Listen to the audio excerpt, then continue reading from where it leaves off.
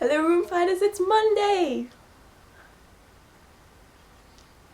I'm Kalinda, and you haven't seen me for a while because I forgot to post a video last week. And I feel silly because it's the first time I've ever forgot. So I'm sorry. I won't do it again. I promise. So I'm making my video today, which means it's a new rotation, which means it's a new theme.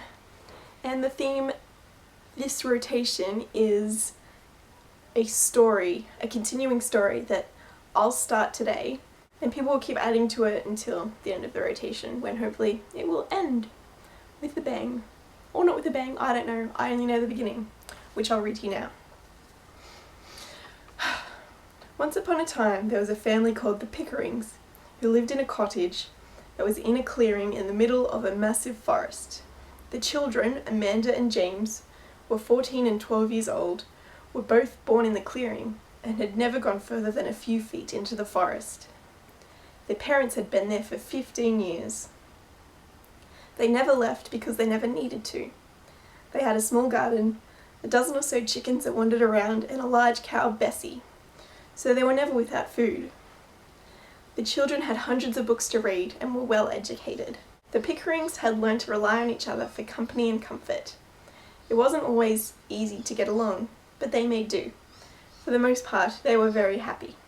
The only contact, if you could call it that they had with the outside world was a large basket attached to a parachute that landed on top of the orange tree on the first day of every month. Inside was one newspaper, always from the day before, a few new books, and some gas for their generator.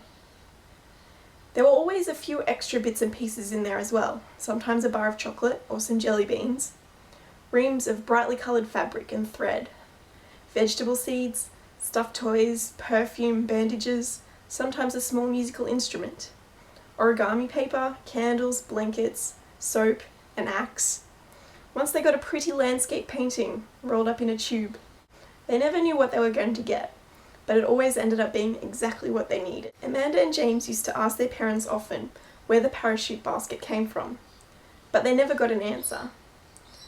The question always put their parents in a bad mood, so the children learned not to ask it, but they never stopped wondering. So I'm going to leave it there, and I'm really excited to see what happens next. I'll see you at the after party.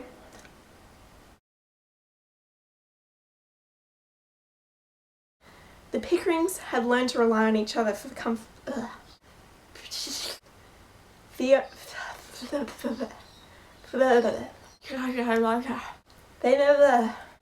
They never knew what where they were. Amanda and James.